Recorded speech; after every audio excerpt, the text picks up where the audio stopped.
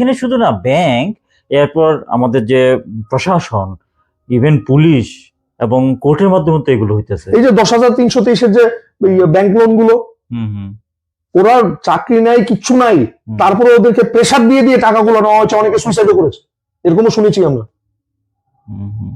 কত বড় ওরা মানে ক্রিমিনাল হলে যে ফ্রড মানি দিয়ে মানুষের জায়গা সম্পত্তি ইভেন প্রাণটাও নিয়ে নিচ্ছে ইনডাইরেক্টলি। 10,300 খুব প্যাথেটিক একটা ঘটনা, খুব প্যাথেটিক ঘটনা। হ্যাঁ, এমন আমি যেদিন থেকে এই জিনিসগুলো নিয়ে চর্চা করছি বা বিগত 6-7 মাস ধরে আমি চর্চা করছি, বা আমি মোর্চার সঙ্গে যুক্ত হয়ে মোর্চার ট্রেনিংও নিয়েছি বা দেবেন্দ্র বালাজির সঙ্গে কথা বলেছি, তখন থেকে আমি বুঝতে পারছি আরে ইন্ডিয়া তো আস্তে আস্তে আমাদের ফিউচার তো মোটামুটি শেষই হয়ে গেল।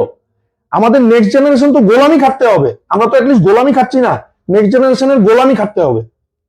এই প্রসেসে আমরা ঢুকে যাচ্ছি। আর সিবিডিসি আর ডিজিটাল আইডি আসলে তো টোটাল গোলাম হয়ে গেল সবাই। কারণ ওই যে কোভিড ভ্যাকসিন। তাহলে এখনো যারা মনে করো যে লোন ট্র্যাপে আছে, তারা তো আপনার সাথে তাহলে যোগাযোগ করতেই পারে। করলে আমি হেল্প করব। তাহলে আমি এই ভিডিওর মাধ্যমে আপনাদের আবেদন করছি, যারা সার্ভিস এক বা বিভিন্ন রকম লোনের ফ্রডে ফেসে আছেন, আপনারা যোগাযোগ করবেন।